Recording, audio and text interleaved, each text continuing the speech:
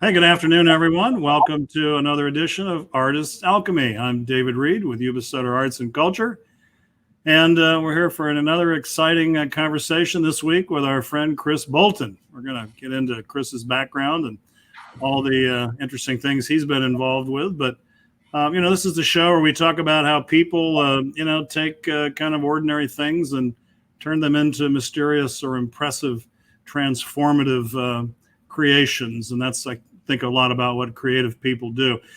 So, Chris, welcome to Artist Alchemy. Thank you.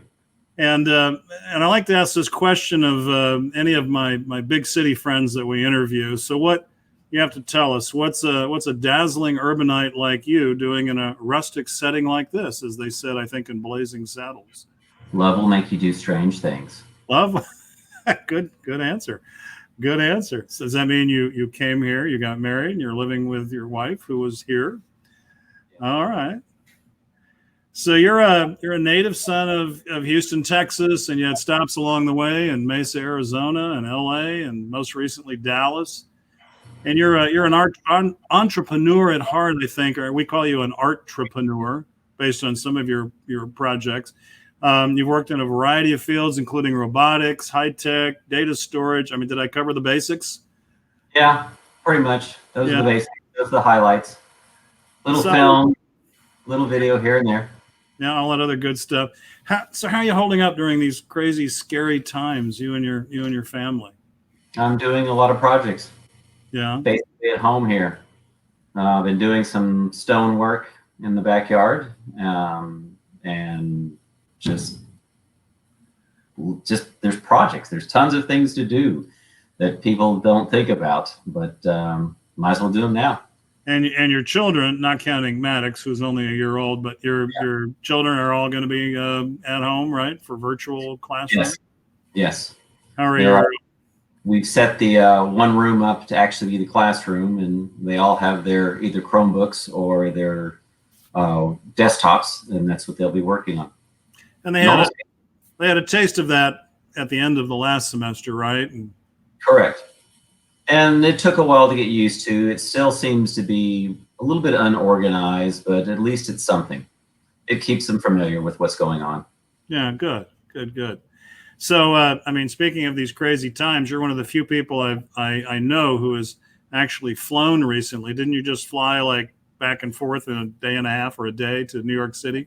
Correct. I flew from San Francisco to JFK, was only there for about 4 hours, turned around and flew back. I went there to get my father-in-law, who's 82 years old and doesn't speak English. Oh. And so I flew there to escort him back, and that was it. How was it? How was the experience overall? I haven't been to JFK in probably a decade. Right.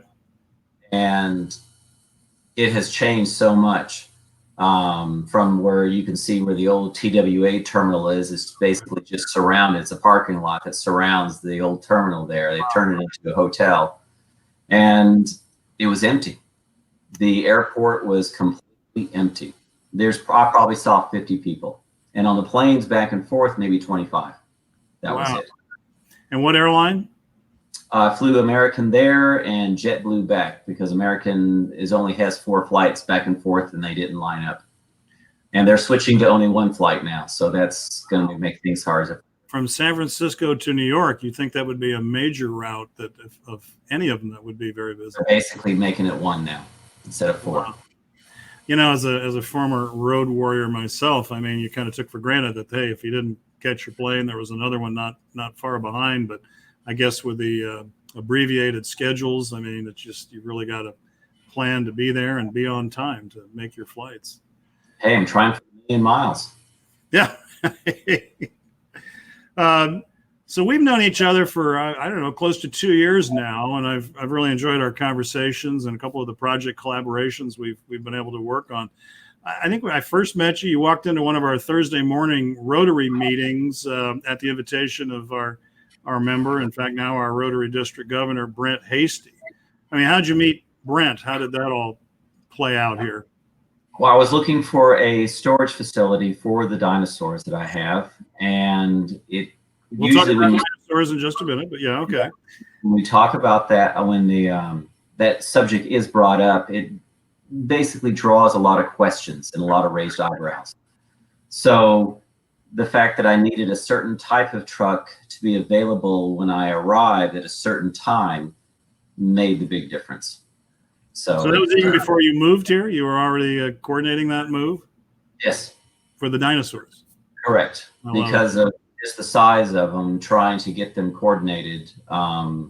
Because a truck with a either a lift on the back is not available. They do not do those cross-country one-ways.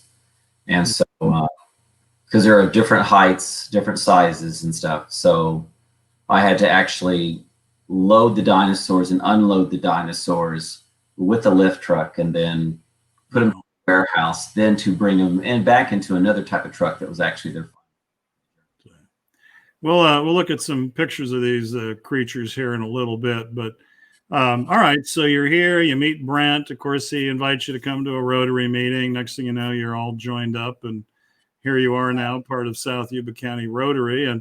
And through that, we got to talking about Yuba Sutter Arts and Culture, and you've been a great help to us there with some data storage projects and other things you've helped us which we very much appreciate. So you went from Texas to Arizona to LA, and and then back to Texas, and now we know why you're here in Yuba Sutter. We must have come close to crossing paths decades ago, because I grew up in LA and left for Washington D.C. in 1989. Tell us about your time in Southern California. When were you there approximately? I was there from 1986 to probably about 89. And then back to Arizona for probably 6 months, and then to Dallas. Okay. In 90, just after the earthquake, they had in Orange County in the 92, 93. Then they had the riots. Yeah. And then I came back to Southern California about 6 months before I got shot in the head, and I said, okay, California's not for me for the time being. Well, wait, I heard a little bit about this, and I saw a picture. You actually got shot in the head? Yeah, that picture is where a 380 hit me in the side. 380? Oh my gosh. Yeah. What were the circumstances, if you'd care to? Do we have that image, Alex? Yeah. Oh my gosh. Oh. So yes. The bullet, the shooter was about 12 feet to the right of me, and was shooting another gang member there off of Century Boulevard in LA. I lost you there, Chris. The shooter was to the left of me, there off of Century Boulevard, and then shot, was killing another gang member, and I got the first bullet. Oh my gosh. Did it glance off? Did it actually enter? It entered, and that's where it flattened out of my skull. So, wow. It went in just a little bit, but I survived. Wow. You get kidded about being thick-skulled or something, or you must? Wow. Yeah. All right. Okay. Well, gee, I'm glad you survived that experience. And did they catch the bad guy? Yes. Oh, good. Wow. Well, welcome to LA. What part of town was that? Well, it's LA proper, or? No, it's Inglewood. Oh, Inglewood. Okay. Over by the Fabulous Forum. Uh-huh. Oh yeah. My gosh. All right. Well, so I didn't know you during your time in LA, but was it while you were there that you got into the dinosaur business? I had moved there from Arizona and had already worked a little bit with Apple and stuff in the computers industries. Okay. I had done robotics in high school, basically on the side. Well, I'm curious, because we have robotics programs in high schools here. So even back in the 80s, robotics was already a thing? No, they were not. Oh, okay. So I had built my first computer when I was in 4th, 5th grade. This was before 1977. Gee. And then I started working for Apple as a technician for them, and then also went from there to work for an Apple vendor or third party who actually made upgrade boards for the Apple IIc, the IIe, and stuff like that. But I was fascinated by robotics, so I learned how to use microcontrollers, which were the precursor of computers, and they control motors, which is the same thing that's used in traffic lights, any type of manufacturing automation. So when I came to California, there was an ad in the paper for an engineer to work on unique robots. That was the only line. There was nothing else, and I was the perfect fit. Wow. Oh my gosh. So then, I mean, what happened next? You applied for the job, and what? The gentleman who actually started it was actually just leasing dinosaurs from Japan that looked like guys in Godzilla suits. Oh no, that early, like the original Godzilla, and it literally was an actor in a big suit. The dinosaurs they were putting in museums and venues and stuff they were not correct at all. They looked like a guy in a Godzilla suit. Oh my gosh, that's hilarious. When the second phase happened, that Chris Mays was the founder. He's the one who decided that we should go forward and start something that's anatomically and scientifically correct. Okay. All right, let's see what we got here. Is that the... Yeah. There you are, you're back. Is that the early factory there? That looks pretty good. That's right out of Jurassic Park. Actually the later factory there. Okay. It's one of the largest ones. That's one of the early factories that we did. And all these ones are just different. If you look in the very back to the lower left right there, one of the dinosaurs there that's actually in storage. So you can see the height difference between the two. Oh yeah. Well, in addition to the technology part and all the IT and the robotics, it's just the artistry, the molding, the sculpting aspect, and so you must have been working with artists, people with some pretty serious sculpting skills to create that look. Correct. My sculpting skills are not as good as some of the artists that I was basically paired up with, and they sculpted these things and sometimes life size in real clay, and then we would take a fiberglass mold from them and then create a silicone foam rubber skin around that. So whatever details, when you're doing it from silicone mold, all those little details are there, the creases, the veins, any type of folds and stuff. You could write your name in the side and every one. And some of the artists sometimes would put things that shouldn't be there, kind of like their signature, so you'd have to watch it sometimes. Like graffiti artists, right? They all got the little sense of humor. Everyone wants to tag it, so. Oh yeah. Same thing with the insides of the dinosaurs. Sometimes we'd.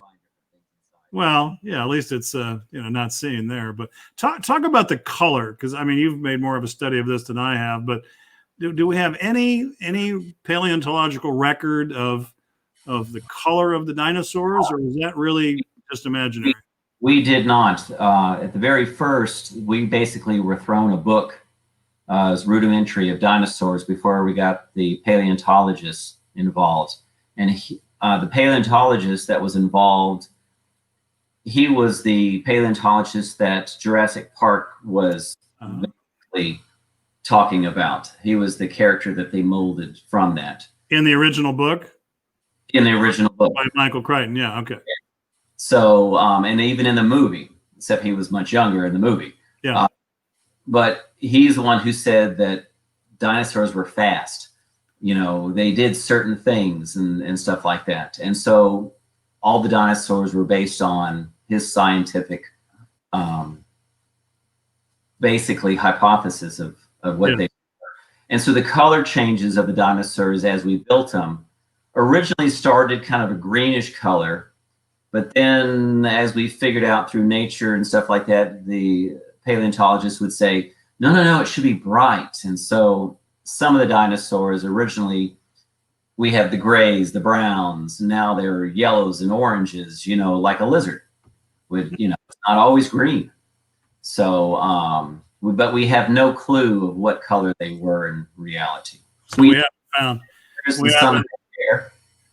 We haven't found a frozen one in the Siberian tundra that we can, no, like they did with the caveman up in the Alps, but that was only 5,000 years ago. We're talking what, 50 million years? What's the Mesozoic era? I forget. I forget. Long time ago. Yeah, the only thing we knew we got right was when they found a woolly mammoth in the ice that was frozen. So we knew what color it was. That's right. I remember that. That's mammals, though. That's millions of years later. It still had some of the grasses it was eating or something, or at least one. I think they found several now. And I think they actually harvested some of the meat and barbecued it. I read that somewhere. Imagine having barbecued mammoth or something. I don't think so. No, it's been deep frozen. Maybe freezer burn. That's bad joke. Yeah. Well, so what was the business model? I mean, you guys are having fun, but clearly in that space, I mean, there's a significant investment. You got people working at some point. You all, I suppose, would like to get paid. I mean, was it museum commissions? What the heck was it?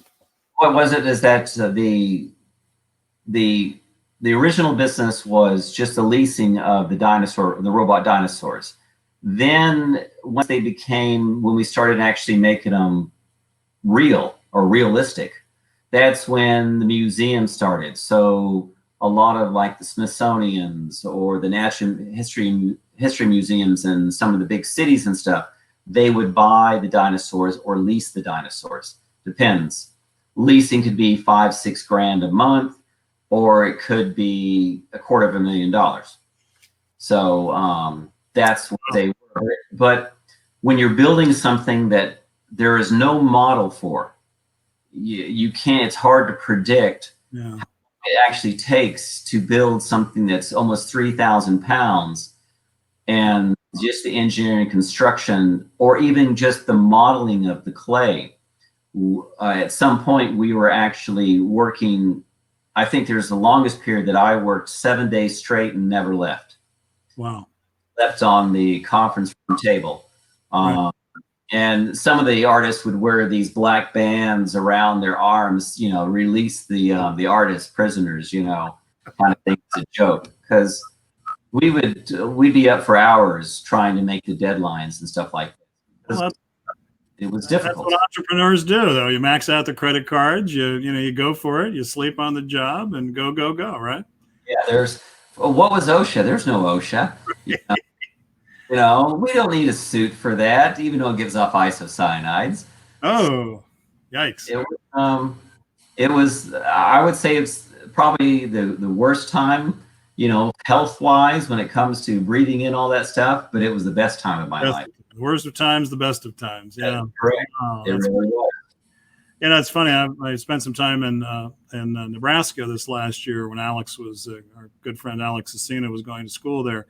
Not far from Omaha, and we went to the botanical gardens in town. And I thought of you because I'd heard about your dinosaurs before I'd seen them, and they weren't animated, no robotics, but they had this incredible display throughout the gardens. So they had, you know, pterodactyls in the trees and ground dwelling giant lizards all over, and it was like, and a couple in the lobby, and it was just so fun. I mean, just to have that extra little kind of, you didn't need a scavenger hunt because you couldn't miss them, you know, as you did the trail through the botanical gardens. But I'm imagining these in those kinds of settings with some of the animation that you've talked about.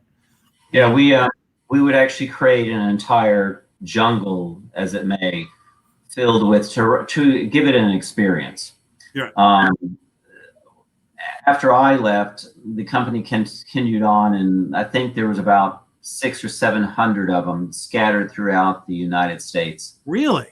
When you were having this stuff out. Oh my God. And so, but then they were left. That was it. Once the company was gone, so all these museums had these dinosaurs that there was no blueprint. There was no, you know, how were they built, or how to maintenance them, or anything like that from that. I'm going to get hot on Craigslist or eBay and start looking for used dinosaurs. We could maybe pick up some of the old ones and refurb them. There's a couple of companies that are actually doing just that. There was in Dallas, there's a company called B&B Productions. Okay. And they're doing the same thing, because I noticed some of their dinosaurs had the same foot pattern. I'm like, the skin's not the same, but the robotics are the same. And I called them up and they're like, yes, we're kind of repurposing all of them. And I said, that's fine. Give them a better. Oh my God. Oh, that's wild. They're still working. That is amazing. I had no idea you all were producing that kind of volume. Where was the factory or the shop in LA? I'm just curious. The original one was in Santa Ana, okay, just south of Orange Coast Mall. Yeah, the South Coast Plaza. Yep, South Coast Plaza. Was it the 55 or the 101 that goes between when you go up the? I worked in Irvine, and I can't quite remember, but I know South Coast Plaza. Yeah. Yeah, it's next to Tustin, that kind of area. But it was in an old warehouse district, and originally we had no air conditioning. There was no heat. It was just a brick building, and we would rent other warehouses and move one. This one here is where all the modeling is done and the molds are done, and over here is where they're all stored, and they would just be rolled back and forth between the streets and stuff to get them. And the final factory was built in Irvine. Okay. So I had left, and it's funny that when I came back, I had started a memory company that made memory for IBM and Compaq, and Dynamation was 2 blocks over in the same area. Oh, wow. So it was coming back, to the same place. I love the name, Dynamation. Oh, I remember when Disney started doing their stuff at Disneyland, the Hall of Presidents and the animated, audio animatronics, Yeah. So I like Dynamation. That's great. Tell us about your friend Jose Fernandez of Ironhead Studios. Wasn't he part of the original team? Or yeah, he was one of we had Miles Teves, Ray Persinger, and Jose and his brother, and they were the original artists who made the dinosaurs. Okay. They the T-Rex and the ones that I have are done by Jose and Ray. And Miles Teves also added little bit pieces into the same thing, but they were the original ones. He stayed with Dynamation, and then he was doing side projects as we were all doing side projects. To try to basically live, because living in Southern California is expensive when you're in your 20s. And so he stayed with it, and there was always movie projects. We'd always hear this, hey, someone needs to make this, for this movie or something. And we would do these little projects here and there. Yeah. I tried with another one of the artists. We had tried doing another thing that made like the California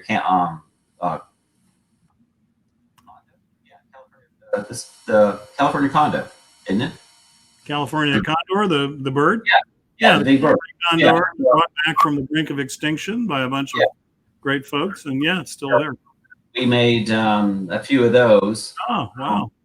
A thing called Gothic Studios, but we couldn't get enough funding on that project, to try to do it ourselves. And but Jose stuck with it, and then when Gremlins 3 came around, I think him and Miles went on, and that was his breakthrough. And then Iron Man and all the Marvel stuff, and then all the DC, and he just kept on going. He's always been a very quiet person, and I still see him on the interviews and stuff. No. Even with like Adam Savage, he did one of the last Marvel movie when they did that 3-dimensional thing, that black thing on the sister's head or whatever it was. Yeah. He's always soft-spoken. We lost you there again. I said he's soft-spoken. Yeah. And he's always kept to himself. Him and I will message back and forth once in a while, and that's about it. His studio is in Ventura. Okay. Nice. Moved up by the beach. With it. Oh, that's fantastic. That's fantastic.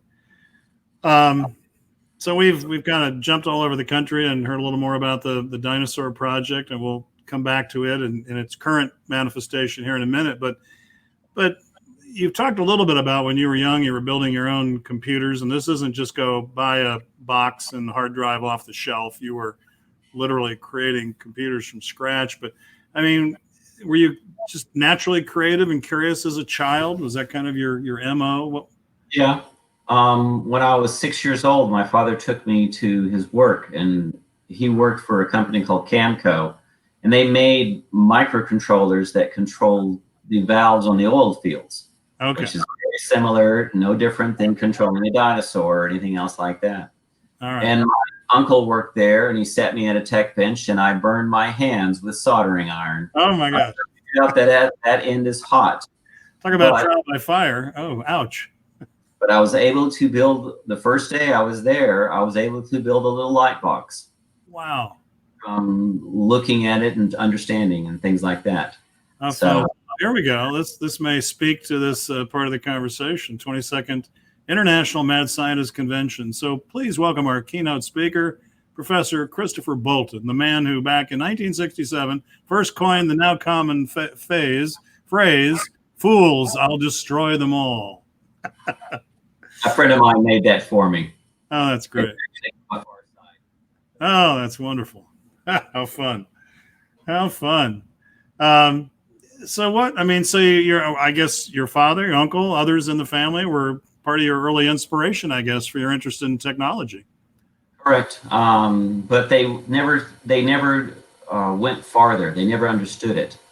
So even in elementary school, I was reading the physics behind electricity, and so I could actually physically understand really what was going on.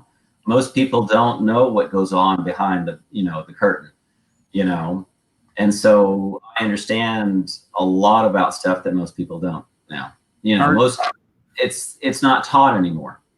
Electronics is not taught anymore.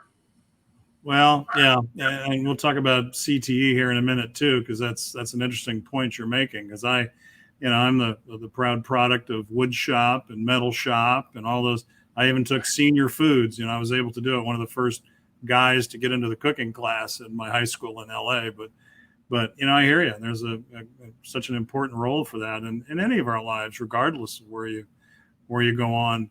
All right, so you were a curious, knowledge thirsty kid, and I know now you're out here in Yuba Sutter with your lovely wife and family and new little boy Maddox, and I know you're still trying to kind of find your way around town and figure out what makes this community tick. And it took me a while too. I was fortunate to find my niche through Rotary and the Arts Council, and you've been a great friend, I should point out, also of YubaSutterArts&Culture, as I mentioned earlier, and helped us with various projects. And the timing, couldn't have been better as we set up our new Kalakara Art Studios in Yuba City. And we started talking to you about establishing what we just kind of offhandedly started calling the Dinosaur Factory. And I think that matchup is hopefully going to be a winner. You needed a workspace to make those repairs and upgrade the electronics. And we're hoping at some point you'll be able to teach classes and maybe even create some new creatures. And that kind of ties into the whole CTE, career technical education programs that are a real big topic of conversation here in Yuba Sutter among educators. So, there is a place for that. I know robotics are taught at least at some of the local schools. So talk about your thoughts on that new workspace and touch on, the droids too, because I know there's more than just dinosaurs in the offing here that you may be able to help create. It doesn't matter if it's a dinosaur or a robot or a droid or whatever you want to call it. Hope we don't get in copyright infringement here, but Right. So the same technology is used for all. Now, if you wanted to be somewhat autonomous, that makes it completely different. The dinosaurs they don't move from their spot, but they do move around, in an static position. So, but the technology now exists to actually make them autonomous. we were actually building the dinosaurs, we were talking about actually making a T-Rex walk. Wow. We didn't have the technology really wasn't there for it to understand the balancing for a biped. And This was a scene about a week ago when Chris was unloading his collection of dinosaurs in Yuba City. It was quite a spectacle in and of itself. But yeah, it's so getting into droids is just an extra piece. So having a dinosaur recognize who the person is, or a child based on height or whatever, would make it easy for museums to have. So it's actually a truly interactive exhibit in a sense.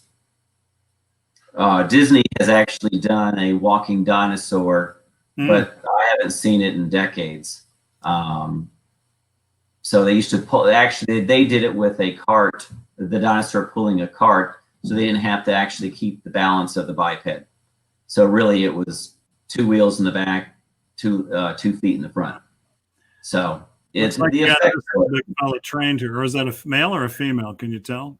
This one here, this is a male. Okay. I should point out too, that's our good friend Greg from SOS, which is right across the railroad tracks from where our Kalakar Art Studios are located. And he very kindly offered to come over and help us with his forklift. So thank you, Greg at SOS, for your great support of the project. He said, "You want me to do what?" I said, "Well, we need you to come over with your forklift to unload a truckload of dinosaurs." He goes, "Yeah, okay." And he showed up, and there he is, a certified dinosaur wrangler. And we had a lot of fun with it. So, and it was a lot of work. These things are not light. It was pretty impressive. Just seeing what it took to get them off the truck. So now we've got a couple more images. There's the lift gate there, which helped. Walking them down. Now you wished it could walk there, huh? Because that was heavy. Yes. What it took to get them off. I like that one. That was a pure accidental shot, but it's kind of funny. There's a good action shot. Looks like he's just coming out of the bushes, right? Oh, they're just so incredible. Is that I know they call them something different now, but that used to be called the Brontosaurus. They've changed it now. They're back. The Brontosaurus is back. Brontosaurus is back. Oh my God, there's a headline. So I think they called it Apatosaurus is what they called it was Brontosaurus, then Brontosaurus didn't exist. Now Brontosaurus does exist. Okay. To do with their neck and the shape of their head. So this one here, we didn't really know exactly what the outside looks. So this could be either or kind of thing. Yeah. But her neck is broken, as you can see. So I'm actually going to support her neck there. Oh, okay. Yeah, I hear we had a little accident there unloading, but we'll get them ready. And that was the LA factory, right? Yeah. No, actually, that's right there is in Dallas. That's Dallas. Yeah, those are my children there, Carrington and London. Is that London? Oh my gosh. Oh, I didn't recognize him as a little guy. I was wondering. I thought maybe, but okay. Yeah, that's a lobster tank from when I had a restaurant. So. I love that. Look at him riding it. Oh, that's fantastic. Yeah. I mean, the selfie opportunities, just the attention we've gotten. Great article in the Appeal Democrat, and of course all the Facebook posts, and people are just really excited and anxious as we try to build a program. We've got to find some sponsorships and hopefully find some grant funding for a program around. I love it because it combines. We're always kind of begging for attention for the arts, and this one is so great because it combines the art, the molding, the sculpting that's involved to get that exterior look so lifelike, and then all of that back end stuff, literally with the robotics and the electronics to make it all work. So it's a great marriage. So it's like STEAM come alive. Science, technology, engineering, art. What's the M stand for? Math, I guess. Math. It's just wonderful. What's this? Did you actually create a droid? This actually is a 3D printed droid. Wow. And the head is actually done from vacuum molding. So earlier droids that were done were actually done with mostly it's like a barbecue head, like a Weber. Okay. And they cut it from there. R2D2, which is this is from, Sure. there was no such thing as one was the same. If you actually go through the old films or the old movies and stuff before the CGI happened, the droid R2 from one scene to another scene didn't always match up. Really? Yeah, it's a slight different things because it was thrown together. They literally were thrown together. Wow. And not enough, no one thought the movie was going to do what it did. Right. Yeah. Um, What a franchise. yeah, and then when they started doing CG, that pretty much, 86 it kind of did. We'll talk about that if you would. I thought about this earlier in our conversation. So, and you're more up on this than I am. I understand the basic concept, but is the model making for film still relevant? Is it still an issue, or is it really all computer generated? All computer generated. Now there's open software. Like for example, you can make an entire movie out of Blender, which is an open software 3-dimensional rendering program. Really? Or you can use Unity or Unreal, which are the game engines, to make all the stuff you want. You don't need to make a model anymore. You don't need to go buy a bunch of model kits and hash it together to produce something. So Ridley Scott does Gladiator, and he creates the entire Roman Colosseum as it looked several thousand years ago, and we don't need to bother making a set or any of that. So, I mean, with the right camera and basically a powerful workstation, you can compete with the big guys. wow. Because like a majority of software that's used out there is like DaVinci Pro. Well, the professional decks, which are the hardware piece, which they have the dials and the knobs to edit everything. Yeah, you're spending 30 to 100 grand on that, but the software itself is only like $300 for the Pro Edition that has all the effects you need that you actually can do your own movie. Yeah, special effects aren't really there in it, but if you take stuff from Blender, then you can actually have live action with rendered images using a green or blue screen, and you can't tell. You can look on YouTube and just type the word Blender, and you can see the short movies that artists are making now these days. It doesn't require you to build a model anymore or actually build anything. That's for your live actors. I kind of thought that, and you've just confirmed it. I mean, I haven't followed it closely, but you're talking to a guy that, grew up with loving Ray Harryhausen and the stop motion animation where you move it a little bit, take an image or take a frame and then move it a little bit more, Seven Voyages of Sinbad and all that great stuff. I taught my kids how to do stop motion. Did you? Yeah. So that takes some patience. It's a forgotten art now. Now, I mean, if you look at the Lego movies, I mean, right, not motion anymore. It's all can be rendered. All CGI. Yeah, and there's a charm to those old films, whether it's King Kong climbing the Empire State Building.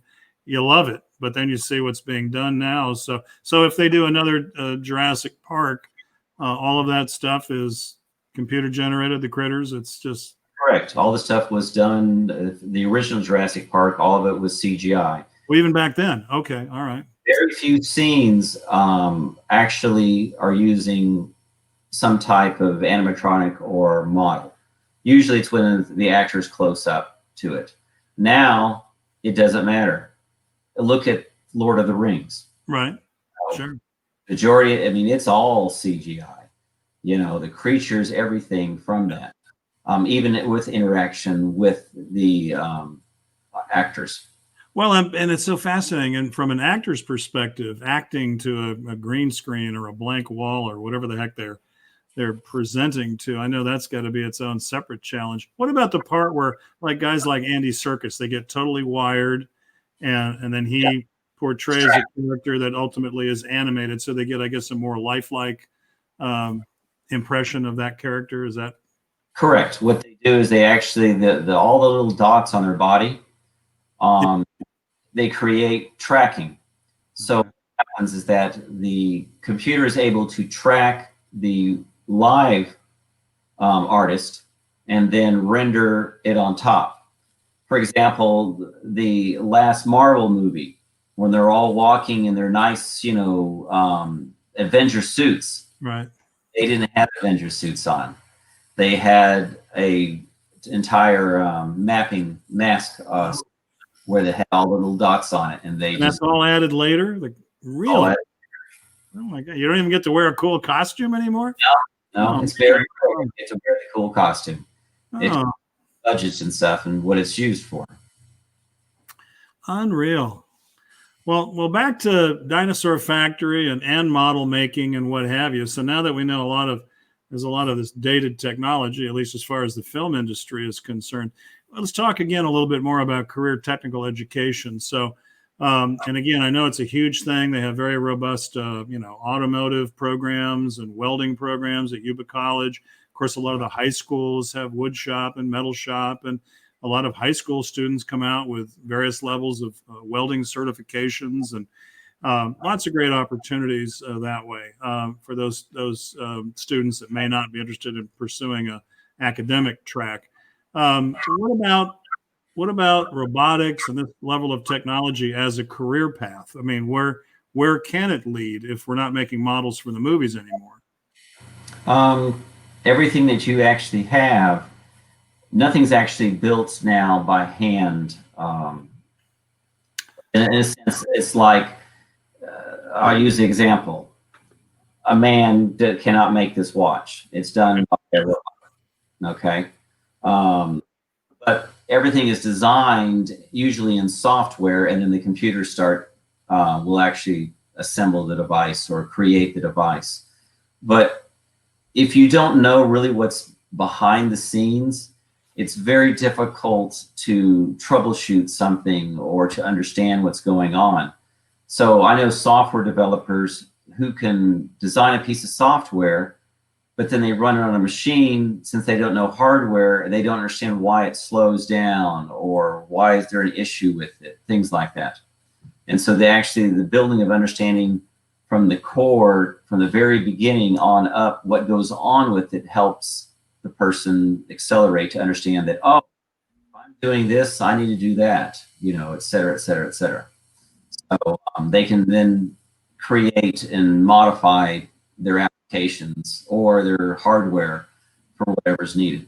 It's the understanding. They teach rudimentary stuff in school, but in reality, it's hard to take the experience of 30 years, start at the very first transistor to now, to understand what happens in between. Everything is digital, but physics is still there.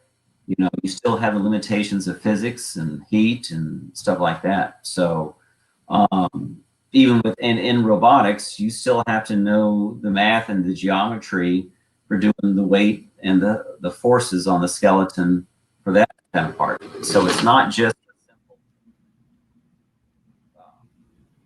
All right. It's not something you easily can just teach, but the experience is what counts more. But seeing it, getting some exposure to it, it may inspire young people to take those next steps. Correct. To consider and pursue that career. Some people have a passion, and if they actually like it and they actually can see the actual physical things they can touch with what they created, that has something, Writing offers one thing, but physically touching something in reality is another.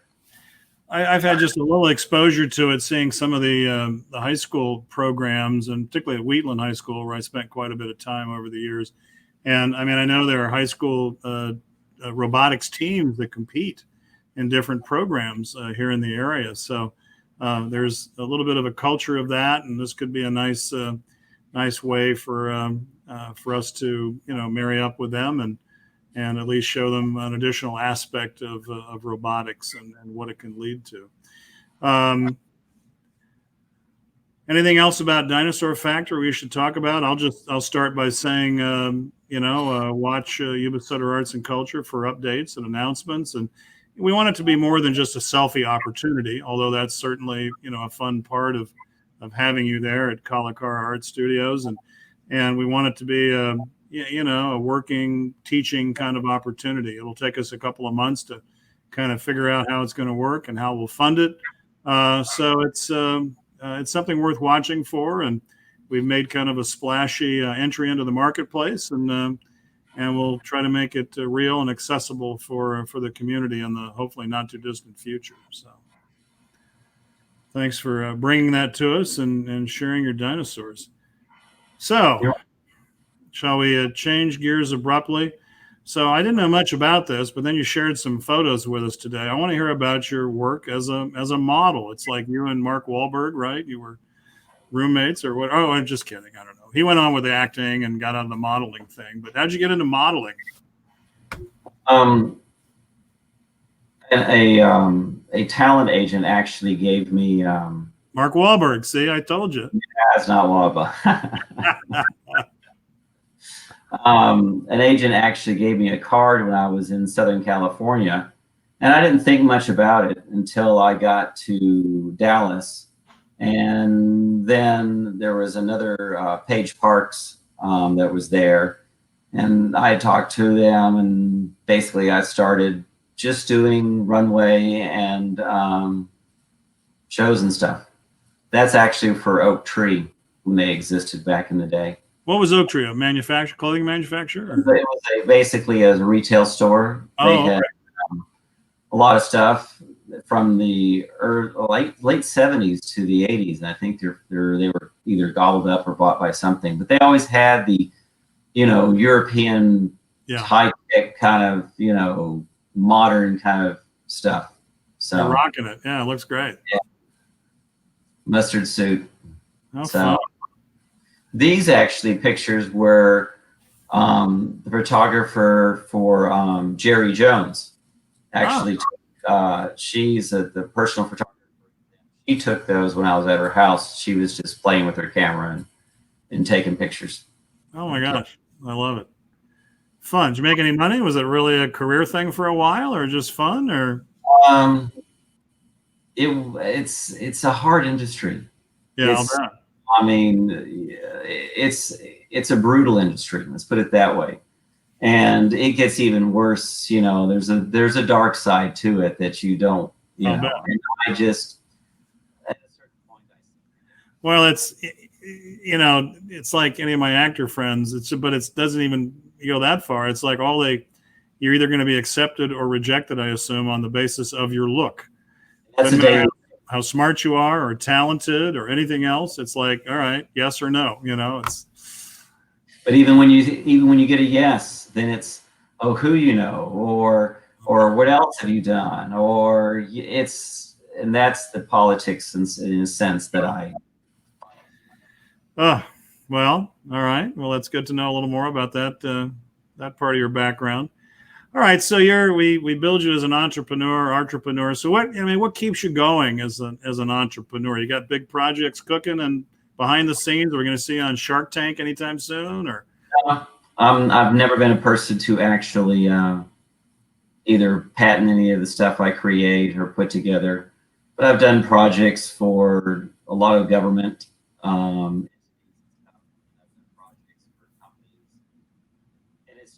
We lost you. There you are. You're back. Yeah, I have to have fun. If I'm not having fun, and I tell even the people I work with, even if they hire me, I tell them I can fire you. And they're like, "What do you mean you can fire me?" Well, if we don't like each other, there's no sense in doing business together. I have to have fun. Is that that previous photo? Is that part of your data center in Dallas? Or?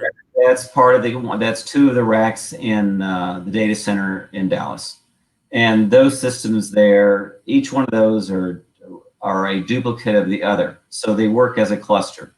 And there's more than two there. And what they do, if one fails, the other one takes over, or they share the load.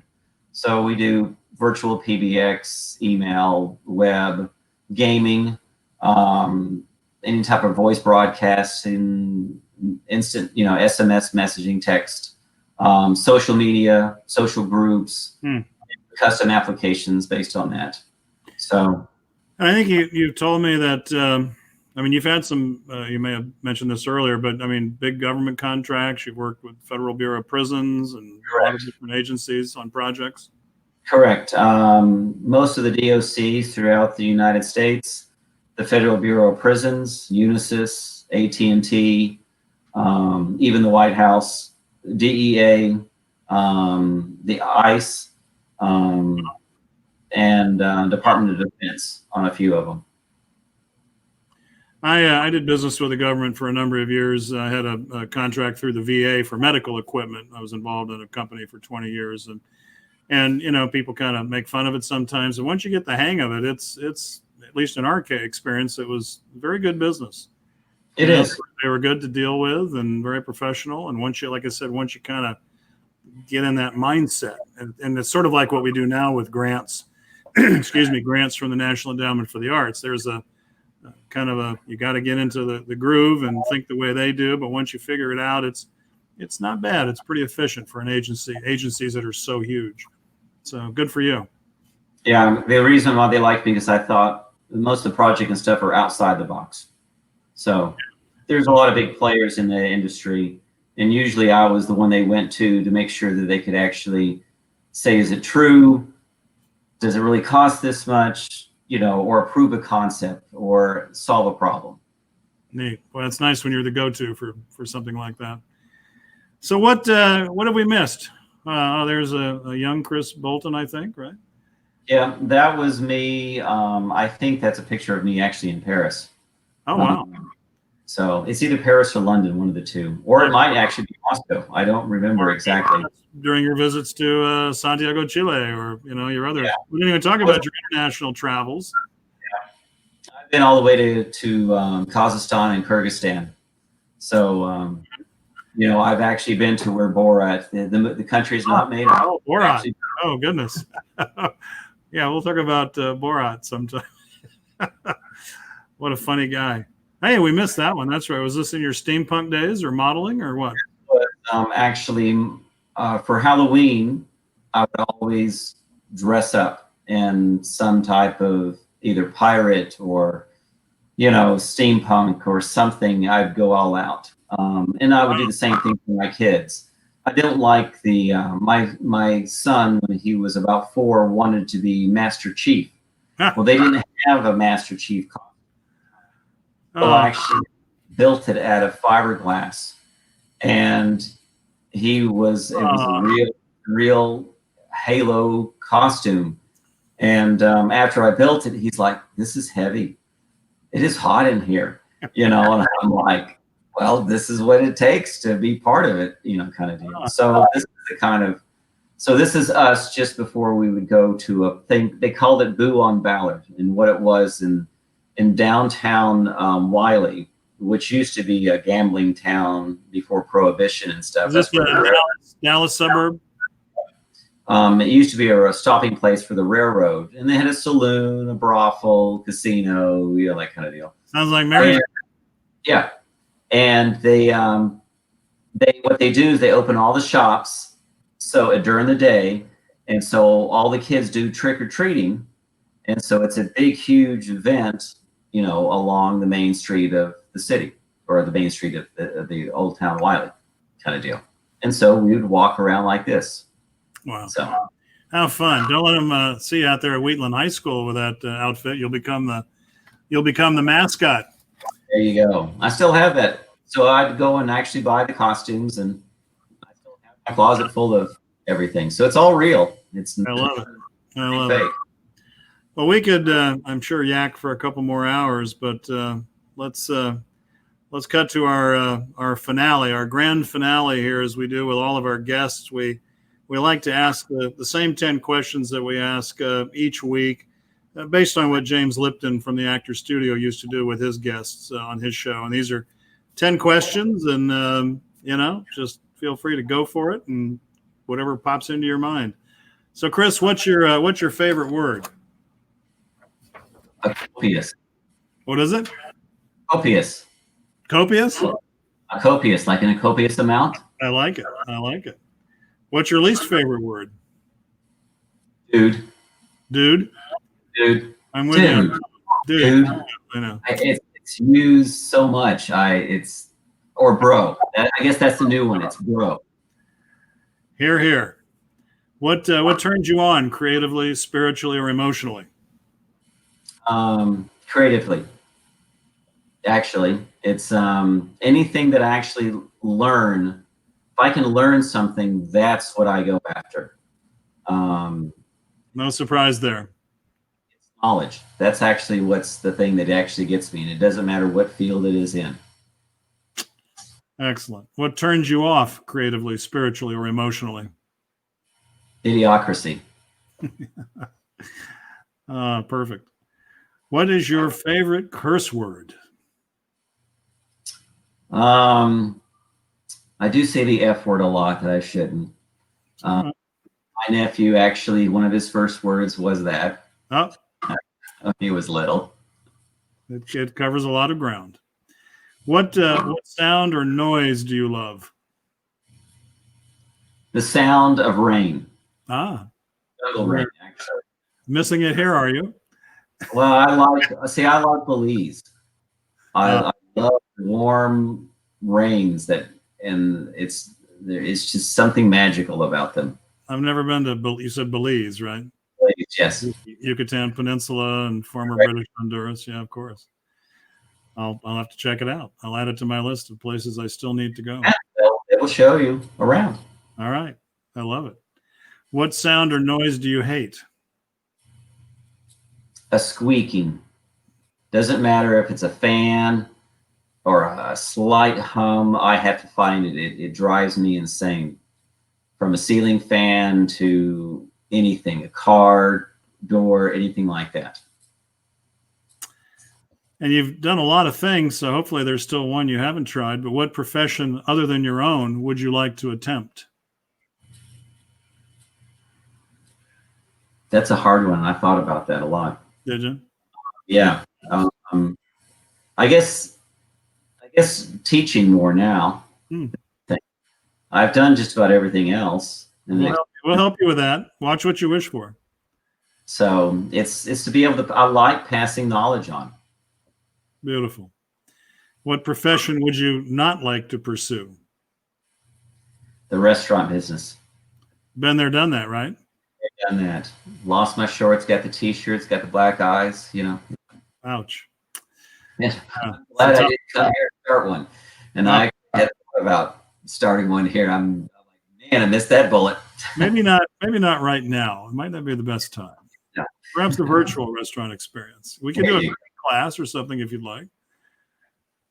So, and last but not least, if heaven exists, what would you like to hear God say when you arrive at the pearly gates? Please make your seat in the upright position. Make sure your tray tables are put away. That's pretty much it. Close to God. Doesn't get any better than that. Well, Chris Bolton, it's been an absolute pleasure talking with you as always. And we'll see you Thursday morning at our Rotary meeting, if not before. All right. And I want to thank our technical support team, of course, our producer, Abby Cecina, technical director, Alex Cecina, who's showing us all those fabulous photographs during the show. Next week, August 18th, on Artist Alchemy, our special guest will be visual artist P.D. Thompson, who will share her inspiration and all of her very evocative artwork right here at 4 p.m. again on YubaSutterArts&Culture's Facebook page. And just a reminder, all of our past Artist Alchemy conversations, along with Art Radio Today shows and lots of other content from Yuba Sutter Arts and Culture can be viewed at a later date on our Facebook page right here. Or you can actually go to our YouTube channel where they're nicely curated. Go to Yuba Sutter Arts and Culture YouTube channel and take a look at any of these programs. So until next time, that's it for Artist Alchemy. Don't forget all the other great Yuba Sutter Arts and Culture virtual programs coming up on Facebook. And take care, and we'll see you next week. Thanks for tuning in. Thanks, David.